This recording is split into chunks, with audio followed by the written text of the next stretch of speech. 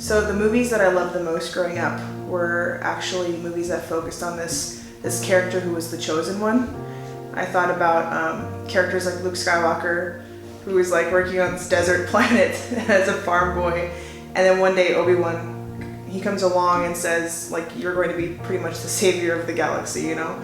And then there was Frodo Baggins, and he was sitting under a tree in the Shire, and then Gandalf came and entrusted him to carry this ring that could ultimately lead to the demise of the world if it wasn't handled properly, but he believes in this guy. Also Harry Potter, he's just kind of this normal kid who lives in an abusive household, and he lives under a staircase, you know? And then one day Hagrid comes and says, you're so much more than this. And I didn't realize till I was older that I had this kind of common interest in this chosen one or this special person. And I found maybe that I was kind of becoming that character in my own life. So when I went on DTS, I always would sit there every day in the classroom and think, okay, this speaker is going to know that I'm special. Like, and they're gonna pull me aside just like Hagrid or just like Obi-Wan or whoever and tell me, I see something in you. And you know, that day actually never came.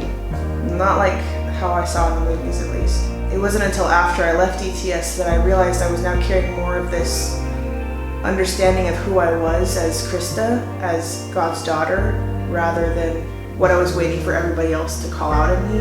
I was aware that it was already there from the beginning. And that this character, like Hagrid or all those people, was actually Jesus. And the day I was conceived, the day I was, you know, thought up or born into existence was the day that God said you're special. And so there's been this process of just owning that special thing that God put in me, that special identity.